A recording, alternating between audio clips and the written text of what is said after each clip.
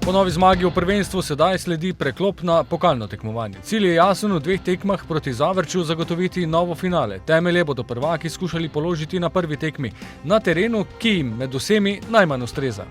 Vemo, da želimo obe kroni, vendar se pa zavedamo tudi, da v Zavrču nam ni bilo nikoli lahko, tako da bomo res morali narediti maksimalno na pristopu in v želji, da prijemo do dobrega rezultata že na prvi tekmi. Tam je nek specifičen teren, tako okolje, bolj nenogometno, bom rekel. Čeprav proti Mariboru vedno se napalijo, prije dosti ljudi, vendar prvo je moramo mi v svojih glavah razčistiti, da je to vse v glavi pač in iti tekmo normalno, kot da igramo doma. Erik Janža v zadnjih tekmah ni sodeloval na igrišču, vendar zagotavlja, da je ohranil visok nivo.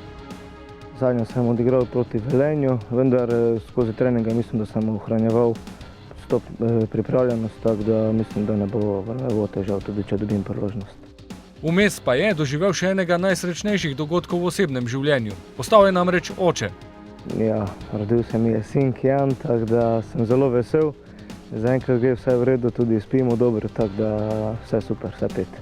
In pozitivne občutke bo Janža skušal prenesti tudi na igrišče že v Zavrču. Prva tekma je lahko v tem formatu tekmovanja ključna za napredovanje. Predvsem v gostovanju, če dosežeš zadetek ali dva, je zelo dobro. Tako da pravim, mi bomo naredili vse, da bi probali potegniti čim boljši rezultat. Pa ugoden rezultat, zmaga ali pa kak remi z doseženim zadetkom, dvema. Na prvi tekmi sicer v kadru ne bo suspendiranega Ibrahimija ter Filipoviča in Šulerja, čigar poškodba je resnejše narave. Povratna tekma bo prihodnjo sredo v Ljudskem vrtu.